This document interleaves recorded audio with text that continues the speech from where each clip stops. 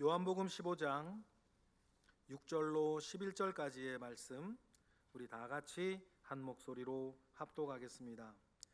사람이 내 안에 거하지 아니하면 가지처럼 밖에 버려져 마르나니 사람들이 그것을 모아다가 불에 던져 사르느니라. 너희가 내 안에 거하고 내 말이 너희 안에 거하면 무엇이든지 원하는 대로 구하라. 그리하면 이루리라. 너희가 열매를 많이 맺으면 내 아버지께서 영광을 받으실 것이요 너희는 내 제자가 되리라. 아버지께서 나를 사랑하신 것 같이 나도 너희를 사랑하였으니 나의 사랑 안에 거하라. 내가 아버지의 계명을 지켜 그의 사랑 안에 거하는 것 같이 너희도 내 계명을 지키면 내 사랑 안에 거하리라. 내가 이것을 너희에게 이름은 내 기쁨이 너희 안에 있어 너희 기쁨을 충만하게 하려 함이라. 아멘. 오늘은 우리들 각자의 농부가 되시는 하나님 아버지의 마음을 살펴보려고 합니다. 하얀 전지에 포도송이 여러 개를 그려놓고 출석이나 전도한 사람을 표시하는 그런 주일학교 때의 기억이 제게도 있고 여러분들에게도 있으시죠? 그 포도알이 하나하나 늘어갈 때마다 마음이 뿌듯했던 어린 시절이 있었습니다. 이처럼 포도는 교회를 상징하는 중요한 이미지예요. 예수님이 우리와 교회를 포도송이에 비유하셨기 때문입니다. 오늘 본문인 요한복음 15장 중심 이미지도 포도나무죠. 이 포도나무 비유를 통해서 내가 누구고 교회가 무엇이고 하나님과 예수 그리스도는 어떤 분이신지 깨닫는 이 시간이 되기를 바랍니다. 오늘도 더 깊이 깨달아지는 은혜가 우리 모두에게 있기를 바랍니다. 성경에 66권이 있고 장수로는 1189개 장이 있습니다. 절수로는 31,173개 절수가 있어요. 그러니까 하루에 86절만 읽으면 1년이면 다 읽을 수 있는 분량이에요. 이 구절들 중에 대부분은 여러분들이 읽기만 해도 무슨 뜻인지 쉽게 이해할 수 있는 내용들입니다. 거의 전부가 그렇습니다. 간혹 이해하기 어려운 난해 구절도 가끔 있어요. 그리고 어떤 구절들은 마치 오래 묵은 장처럼 겉보기에는 평이해 보이지만 시간이 지날수록 읽으면 읽을수록 신앙생활 하면 할수록 더 깊은 맛이 나는 구절들도 있어요. 이런 구절들은요, 성경의 다른 구절들보다 조금 더 유명한 구절들이 됩니다. 무엇이든 유명해지려면 그만한 이유가 있듯이 성경 구절도 마찬가지예요. 오늘 우리가 읽은 요한복음 15장도 그 평범해 보이지만 유명한 구절이에요. 교회를 다니는 분이라면 누구나 아는 포도나무 비유가 전체 골격입니다. 핵심 내용, 나는 포도나무요 너희는 가지니. 이 말씀은요 쉬운 말씀이고 우리에게 단순하게 들리는 말씀이에요. 하지만 여러분 꼭 기억하세요. 이 사실을 얼마나 깊이 깨달았느냐에 따라 인생도 교회 생활도 전혀 다르게 펼쳐집니다. 포도나무에 대한 깨달음이 우리에게 주는 더 깊은 은혜들이 있어요. 이 은혜 안에서 여러분의 직장 생활도 여러분의 가정 생활도 얼마든지 지금보다 더 아름답게 변할 수 있습니다. 많은 그리스도인들이 그 사실을 경험했기 때문에 이 평이해 보이는 구절이 많은 그리스도인들 사이에 이야기가 되어져서 유명한 내용이 된 것 아니겠어요? 포도나무가 주님이시고 그 가지에 달린 포도송이가 교회라면 여러분 한 사람 한 사람이 포도생이에 맺힌 포도알이겠죠.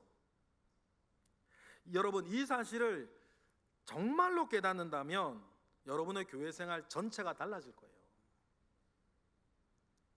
주님과 교회와 내가 하나의 생명으로 연결되어 있는 이 진리를 마음 깊이 깨달을 때에 우리의 삶에는 큰 변화가 일어나기 때문이에요. 그 깨달음이 조금이라도 있는 사람은 최소한 다음의 사람은 안 돼요. 교회의 평가자, 교회의 비판자, 교회의 방관자가 되지는 못합니다. 예전에요, 서울 인근의 유명 교회를 찾아다니면서 그 느낌을 온라인에 이렇게 글을 써서 올리는 한 인플루언서가 우리 교회를 방문했던 모양이에요. 와서는 우리 교회의 조목조목을 평가합니다. 일단 여기에서 여러분, 이 자리에서 함께 있었지만 분명 하나는 그 사람은 예배하지 않은 거죠? 그렇죠? 예배하지 않았어요. 혹시 이 자리에 어떤 이유에서라도 이 시간 이 자리에 함께 있으나 예배하지 못하고 있는 사람은 한 사람도 없기를 바라요. 그렇죠? 그래서 분이 이렇게 앉아서 우리 교회의 모든 것들을 보면서 판단하죠. 예배당에 비해 사람이 너무 적다. 설교는 무난한 것 같다. 성가대는 화음이 종종 깨진다. 제가 보기에는 남자 파트가 좀 적어서 그런 것 같다. 이런 이야기들을 막 써놨어요. 그거를 우연히 보고 미소를 지었습니다.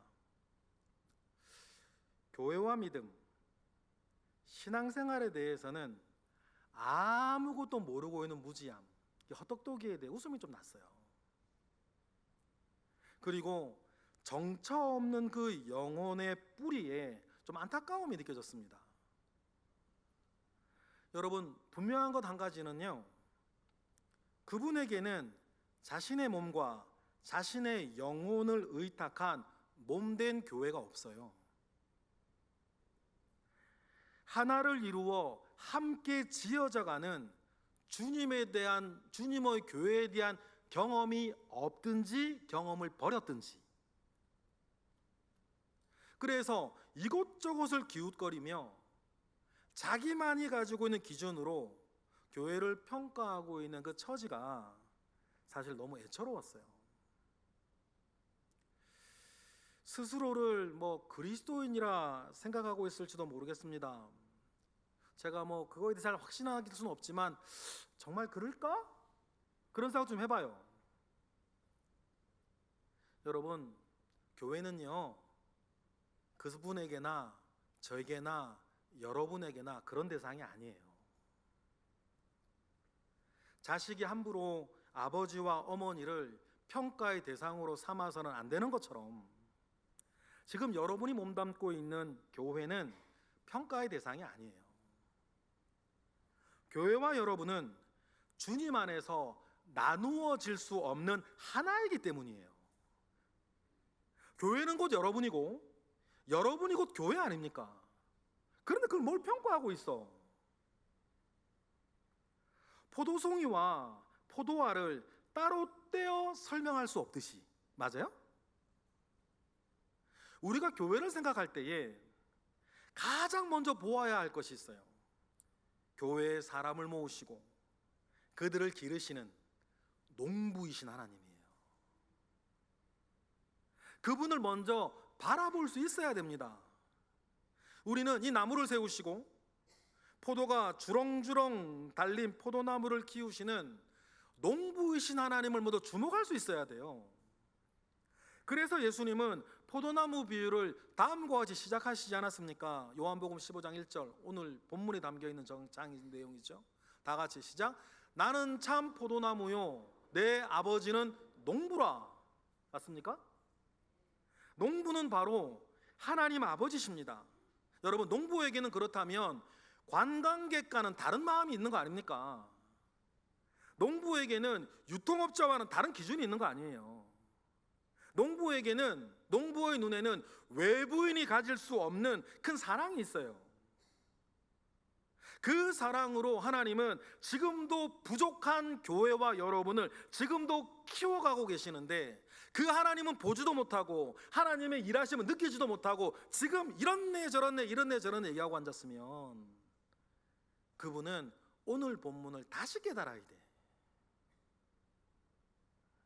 혹시 이 중에서도 지금 자신의 모습에 실망하고 위축된 분이 만약에 계시다면, 그분에게도 이런 말씀 드리고 싶어요. 당신을 지금 기르고 계시는 이는 농부 되신 하나님이시다. 그러니까 하나님을 신뢰하시면 돼요. 하나님의 사랑과 선한 계획을 믿고 여러분 스스로에 대해서 위로받으시길 바라요. 하나님은 여러분을 결코 포기하지 않으십니다. 농부이신 하나님은 병충해나 가뭄이나 태풍이나 물론 여러분을 삼키려 다가오는 수많은 공격에도 여러분을 지켜내실 거예요. 왜? 농부니까. 여러분은 포도나무고. 여러분이 이 땅에서도 행복하기를, 기쁨과 평안 가운데에 살아가기를, 그래서 승리하기를 원하시기 때문 아닙니까? 오늘 본문 11절 읽어보실까요? 다 같이 시작. 내가 이것을 너희에게 이름은 내 기쁨이 너희 안에 있어 너희의 기쁨을 충만하게 하려 하기 때문이에요. 여러분, 이것이 여러분을 향한 농부이신 하나님 아버지의 마음 아니겠어요? 여러분은 하나님이 모든 것을 걸고 이 땅에 태어나게 하셨고, 자라게 하셨고, 구원받게 하셨고, 오늘에 이르게 하신 열매이자 작품이라는 사실을 스스로 기억하셔야 돼요. 이 사실에서 여러분 위로받으시고, 이 사실에서 여러분 힘을 내시기 바랍니다. 이 사실에서 다른 이들을 좀 격려하셨으면 좋겠어요. 한편 예수님은 자신을 참 포도나무라 말씀하셨습니다. 참 포도나무란 좋은 열매를 맺는 나무라는 뜻이죠. 농부가 애지중지 포도나무를 돌보는 이유는 한 가지 아닙니까? 포도나무의 목적도 한 가지 아니에요. 포도나무의 존재 이유와 농부의 마음이 하나의 목적에서 만납니다. 뭡니까? 좋은 열매를 맺는 거예요. 여러분, 다시 말씀드리고 싶습니다. 열매는 다른 게 아니고 바로 여러분이에요. 그리고 여러분의 삶입니다. 그러니 좋은 열매를 맺기 위한 이제 우리의 순종이 있어야 돼요. 포도 열매를 기대하시는 하나님의 기대에 이제 응답할 때가 되지 않았습니까? 여러분 정도 되시면. 그러면 그 열매를, 좋은 열매를 맺으려면, 많이 맺으려면 어떻게 해야 되는지 여러분 우리가 살펴보고 싶어요. 포도나무 묘목을 심으면 처음 3년간은 열매를 맺지 못한대요. 이 기간 동안은 당연히 자라고 뿌리를 내리는 기간이겠죠. 열매를 맺을 수 없는 기간이라고 해서 농부도 아무것도 안 하는 것은 아닙니다. 해마다 농부는 가지를 쳐줘요. 포도나무가 과도하게 자라지 않도록 가지를 쳐주는 거 아닙니까? 포도나무가 적정한 크기로 자라야 좋은 열매를 기대할 수 있기 때문이에요. 3년이 지나 포도나무에서 포도 열매를 맺기 시작해도 가지치기는 계속됩니다. 겨울에 가지치기를 많이 하죠.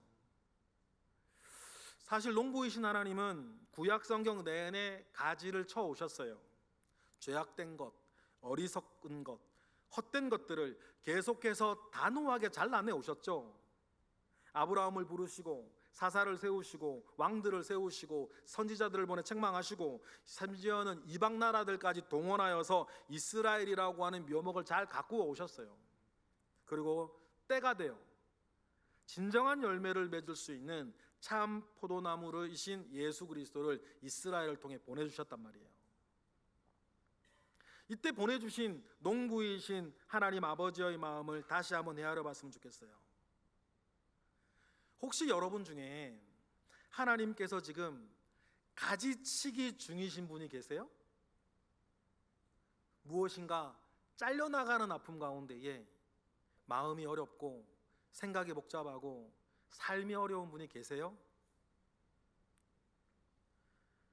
그분은 지금 하나님은 여러분 안에서 불필요하고 해로운 것들을 지금 잘라내고 계신지도 몰라요. 그 과정이 아프고 때로는 아깝게 느껴지기도 합니다. 이런 일이 나에게 왜 일어나는지, 왜 또 일어나는지 납득이 되지 않을 때도 있어요. 그러나 여러분 꼭 기억하십시다. 그것은 우리에게 꼭 필요한 하나님의 손길, 어쩌면 농부가 지금 해야만 하는지도 모르는 일이다. 해야만 하는 일일 수도 있다. 포도나무가 아직 이해를 못하고 있다 하더라도 하나님께서 우리에게 좋은 열매를 맺게 하시려고 집중해야 할 것에 집중할 수 있도록 양분만 빼앗는 불필요한 가지들을 지금 잘라내고 있을 수도 있어요. 우리는 그 일 속에서도 하나님을 신뢰하셔야 됩니다. 하나님께서는 내가 열매를 많이 맺는 가지가 되도록 나를 지금 다듬어 가시는 시간이기 때문에 여러분 다른 걸 신뢰하지 마시고 그 와중에도 하나님만 신뢰하자. 그가 지금 일하고 계신다. 이제 스스로에게 과연 내 삶에는 하나님이 원하시는 좋은 열매가 맺히고 있는가 스스로 질문해 보셨으면 좋겠어요. 포도나무는 보통 3년이면 열매를 맺는다고 말씀드렸죠? 예수 믿고 교회 다닌 지 이 정도의 시간이 흘렀는데 나는 지금 어떤 열매를 어느 정도 맺고 있는지 좀 돌아보았으면 좋겠습니다. 하나님의 마음에 부응하고 있는지 지금 나의 열매들을 생각해 보아야겠죠. 이런 도전을 드리면 여기 계신 분 대부분은 기도하셔야 될 거예요. 어떤 기도냐면 하나님 저 좀 도와주세요. 때때로는 아우 창피해 죽겠어요. 하나님 내가 예수 믿고 교회 다닌 지 지금 몇 년이 됐는데 아직 이러고 있어요. 내 앞가림도 제대로 못해가지고 이렇게 살고 있어요. 그러니 하나님 저를 도와주세요. 기도해야 될 줄 모르겠어요. 부모의 마음을 헤아리는 자녀가 자연스럽게 효자가 되듯이 하나님의 마음을 아는 사람은 당연히 순종하는 하나님의 자녀가 됩니다. 그리고 순종하면 열매가 맺히게 돼 있어요. 반대로 불효는 부모의 심정보다 자기 욕심, 자기 기분을 앞세우는 데서 시작되는 거 아닙니까? 불효자는 언제나 자기의 이익을 먼저 생각해요. 부모의 마음조차 헤아리지 못하는 사람이 다른 누구의 마음을 진정으로 헤아릴 수 있겠어요? 그는 누구도 진심으로 사랑하거나 섬기지 못할 겁니다. 그저 자기에게 이익이 되는 사람에게만 겉으로 잘하는 척 할 뿐이겠죠. 그는 무정하고 이기적인 사람이 될 수밖에 없습니다. 포장지를 아무리 둘러싸고 있어도. 그래서 주님 말씀하셨죠. 좋은 나무는 좋은 열매를 보고 아는데 우리에겐 그런 사람은 나쁜 열매를 맺을 뿐이에요. 그러니 여러분 우리에게 중요한 것은 하나님의 마음을 헤아리고 또 이웃의 마음을 헤아려 줄 아는 주님 같은 사람이 되어야 될 줄 믿습니다. 우리는 농부이신 하나님의 마음을 잘 헤아리셔야 돼요. 우리 안에 욕망이 자라서 너무 커지지 않도록 때때로 멈추어 서서 자신을 살피고 돌아보고 잘라내는 일에 순종하고 잘라내는 일이 필요하죠. 이 일을 게을리하면요 특징이 하나 있어요. 매우 바쁘고 수고도 많은데 진정한 열매가 없어. 삶에 불안과 염려 속에 막 원망과 아쉬움만 가득한 늪에 빠지게 되죠. 마치 잎은 무성하지만 열매가 없어서 예수님께 저주받았던 무화과 나무처럼 우리 안에 어리석고 나쁜 습관을 그대로 방치해서는 안 됩니다. 바로 그것들이 우리의 성장을 막고 열매 맺는 삶을 방해하고 있기 때문이에요. 죄와 나쁜 습관이 내 안의 양분을 빼앗고 신앙의 생명력을 약하게 만들어가고 있기 때문입니다. 당연히 포도나무에도 두 가지 종류의 가지가 있겠죠. 열매를 맺는 가지와 열매를 맺지 못하는 가지. 농부는 열매를 맺지 못하는 가지는 과감하게 잘라내요. 열매를 맺을 수 있는 가지는 정성껏 보살핍니다.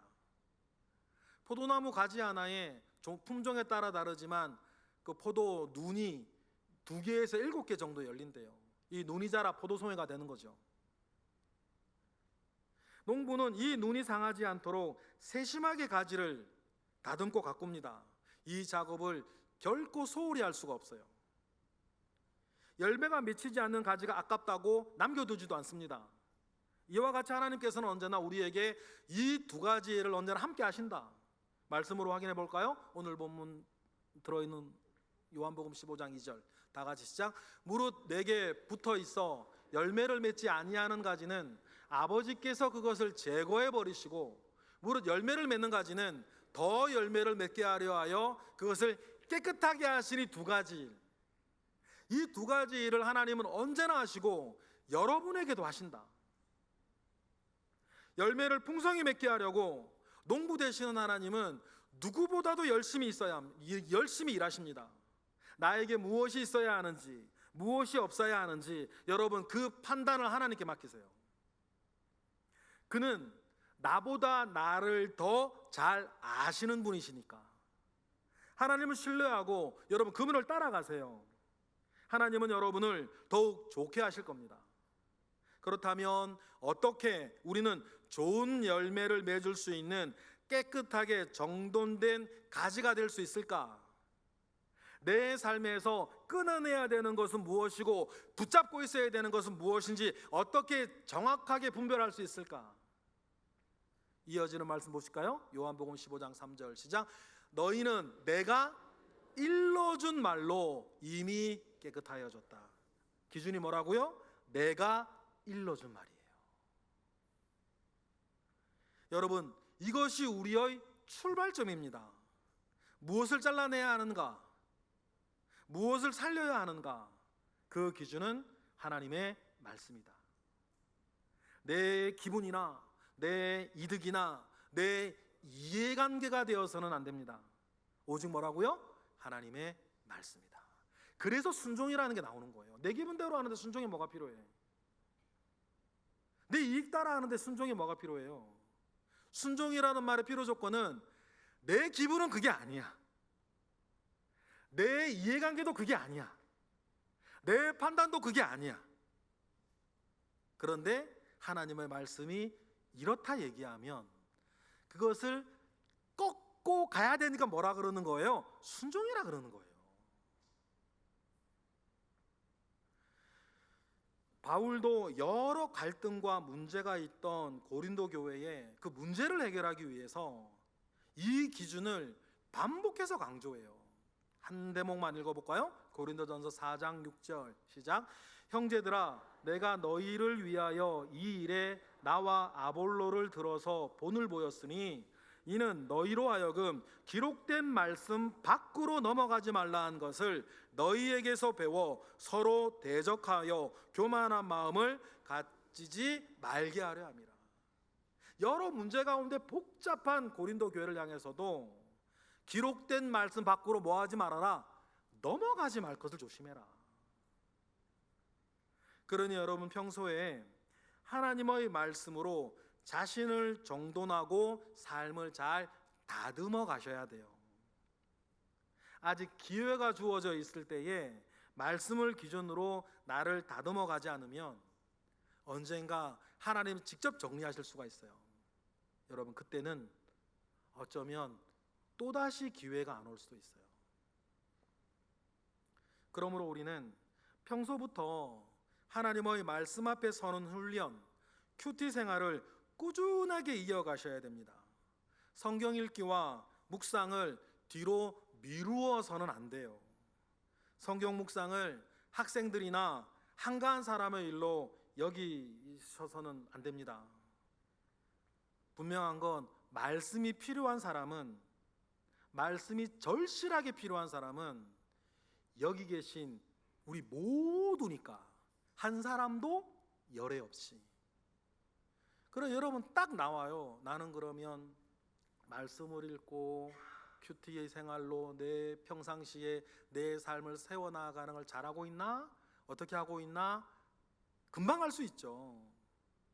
어떻게 알 수 있어요? 여러분이 가지고 있는 생명의 생가를 펴보시면 알아. 그건 거짓말 안 하니까. 여러분이 스스로 읽고 묵상하고 새벽 기도의 말씀에 도움을 받으면서 매일매일 나를 하나님의 말씀 앞에 세워서 살아가야 되는 거예요. 미천이 있어야 장사를 하지. 자기 속에 채워지는 말씀이 없는데 어떻게 이런 기준을 가지고 여러분 살아가시겠어요? 그러니 말씀이 필요한 건 우리 모두니까 우리가 말씀을 세워나갈 때에 그 말씀을 통해 하나님이 하시는 일이 있다는 것을 꼭 기억하세요. 그리고 시편 기자의 노래처럼 우리도 노래하기를 바라요. 시편 119편 133절로 읽어볼까요? 시작. 나의 발걸음을 주의 말씀에 굳게 세우시고 어떤 죄악도 나를 주관하지 못하게 하소서. 주의 얼굴을 주의 종에게 비추시고 주의 율례로 항상 나를 가르치소서. 여러분, 이 노래가, 이 기도가 우리 모두의 기도가 되고 우리 모두의 노래가 되고 우리 모두의 감사가 되기를 바랍니다. 열매를 풍성히 맺게 하려고 농부 되신 하나님은 지금도 열심히 일하고 계십니다. 무엇이 있어야 할진 그분이 잘 아시니까 그분께 꼭 맡기세요. 예수님께서는 이처럼 하나님의 말씀을 마음에 두고 하나님의 말씀을 기준으로 살아갈 때에 어떤 일이 우리에게 일어나는지 분명히 약속해 주셨는데 다음의 두 가지를 약속하셨어요. 오늘 본문 읽어볼까요? 시작. 너희가 내 안에 거하고 내 말이 너희 안에 거하면 무엇이든지 원하는 대로 구하라. 그리하면 이루리라. 너희가 열매를 많이 맺으면 내 아버지께서 영광을 받으실 것이요 너희는 나의 제자가 될 것이다. 주님은 두 가지를 약속하셨습니다. 첫째, 말씀 안에 거하면 무엇이든지 원하는 대로 구할 수 있고 그것이 이루어질 것이라는 말씀. 또 역시 말씀 안에 거하면 열매 맺는 삶을 통해 우리가 주님의 제자가 되고 우리의 사는 것으로 하나님은 영광을 받게 될 것이라는 약속. 여러분, 핵심이 뭐예요? 주 안에, 말씀 안에 거하는 거예요. 여기서 거한다는 말은 단순히 머무른다는 뜻이 아닙니다. 품에 안기는 것, 자신을 맡기는 것, 철석같이 붙어 있는 것이에요. 주님은 우리에게 내 안에 거하라고 하세요. 그래, 이게 무슨 말입니까? 너는 내 안에 머물러 있고 내 품에 안기며 나에게 너의 모든 것을 맡기고 나에게 찰싹 붙어 있어라. 마치 태아가 어머니의 자궁 안에 있을 때엔 모든 것을 맡기고 어머니 자궁 안에 있는 것과 같이 주님 안에 있으라는 말씀이에요. 이러한 전적인 의탁, 이러한 전적인 신뢰가 여러분 거한다라고 하는 말의 참뜻이에요. 그러니 여러분, 하나님의 품에 전적으로 신뢰하여 자신을 맡기는 우리 모두가 되기를 바랍니다. 그 사람의 복이 무엇인지 예수님은 너무나 잘 아셨어요. 왜냐하면 예수님도 그렇게 사셨던 분이니까. 이어지는 10절 말씀 다 같이 시작. 내가 아버지의 계명을 지켜 그의 사랑 안에 거하는 것 같이 너희도 내 계명을 지키면 내 사랑 안에 거할 것이다. 거할 것이다. 예수님 스스로가 그리하셨던 것처럼 우리에게도 하나님께 모든 것을 맡긴 사람의 행복을 누리라고 권하세요. 예수님은 이 세상의 삶이 얼마나 고단하고 허망한지 누구보다도 잘 아십니다. 그래서 우리에게 말씀하시죠. 무거운 짐을 내려놓고 다른 것에 기웃거리지 말고 내 사랑 안에 거하라. 주님께서 포도나무가 되어주시니 우리는 그 분 안에 붙어있는 가지로 살아가시기만 하면 됩니다. 그러면 이 땅에서도 행복하고 기쁨이 충만한 좋은 열매를 맺는, 그 열매를 다른 사람에게도 나누어주는 그런 사람이 되지 않겠습니까? 여러분, 이 일이 여러분의 가정과 여러분의 일터에 실제로 나타나야 됩니다. 우리 교회는 맥주 감사절을 일터에 대한 감사주일로 보내고 있어요. 그럼 여러분의 일터는 지금 어떠십니까? 농부 되신 하나님께서 여러분의 일터에서도 좋은 열매를 많이 맺게 하시기를 바랍니다. 여러분의 가정에서도 좋은 열매가 많이 맺히기를 바랍니다. 이를 돕기 위해 전교인 수련회도 잘 준비되고 있어요. 오랜만에 열리는 이번 수련회의 주제가 가와 만사승, 가정이 화목하면 만사에 승리한다. 여러분 맞습니까 이 말? 가정에서 믿음으로 승리하면, 여러분 가정이 화목하면 모든 것을 믿음으로 승리할 수 있으세요? 모두가 예외 없이 여러분 믿음 안에서 화목한 가정을 꿈꾸는 시간들이 되시기를 바라요. 그러나 현실을 보면 어느 가정이나 크고 작은 문제와 아픔이 있어요. 어떤 것은 해묵은 것이라 그러려니 하고 사는 것도 있는지 모르겠습니다.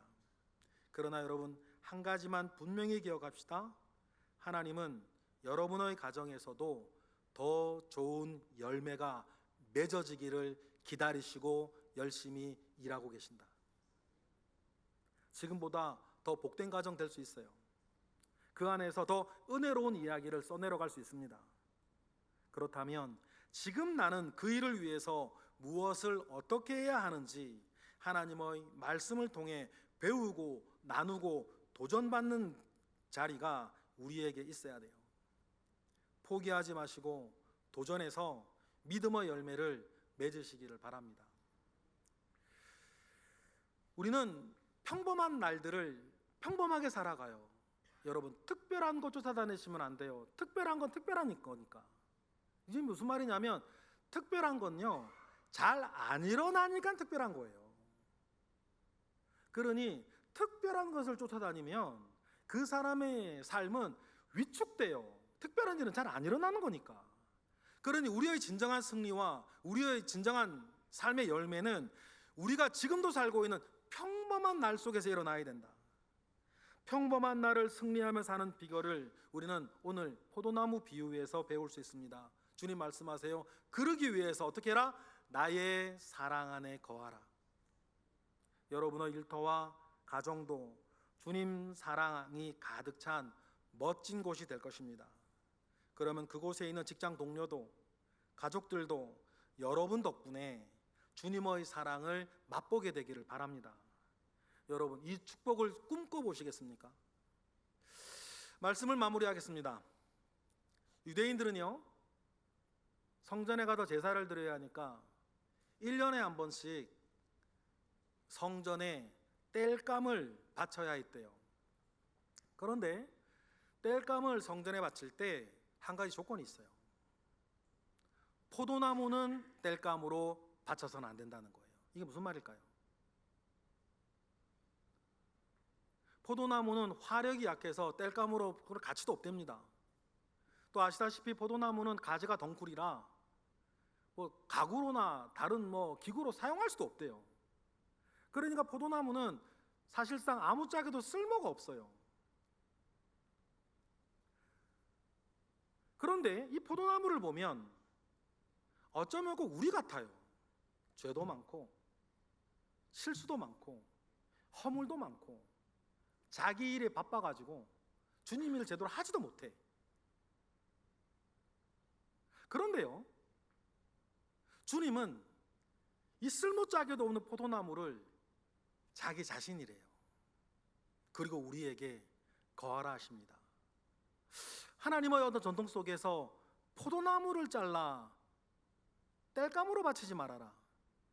약하고 보잘것없고 아무것도 아닌 나무라 하더라도 포도나무에는 여러분들이 열리기 때문이에요. 그러니까 함부로 잘라서 땔감으로 쓰지 말라고 주님 우리에게 말씀하십니다. 여러분들이 이것저것 다 잘하고 모든 일에 요긴하실 필요가 없어요. 하나님께서 여러분에게 기대하시는 것은 한 가지, 뭐예요? 좋은 열매를 맺는 것, 좋은 포도송이로 자라는 것. 이 일을 하나님의 사랑 안에 거하고, 하나님의 사랑 안에 거하니 하나님의 말씀을 붙잡고 살아가 승리하셔서 여러분의 인생에도, 여러분의 가정에도, 여러분의 일터에도, 우리 교회 공동체에도 여러분 믿음의 선한 열매가 많이 맺히는 좋은 곳이 되기를 주님의 이름으로 축원합니다. 기도하겠습니다. 하나님 감사합니다. 크신 은혜 가운데에 오늘 우리와 함께 하십니다. 하나님께서 우리에게 열어주신 이 말씀에 순종하게 하시고 말씀을 붙잡게 하시고 이 말씀을 따라가 주의 사랑 안에 거하며 모든 것을 이기고 멋진 훌륭한 아름다운 포도 열매를 많이 맺히고 거두는 우리 모든 예배자들 되게 하시옵소서. 예수 그리스도의 이름으로 기도드렸나이다. 아멘.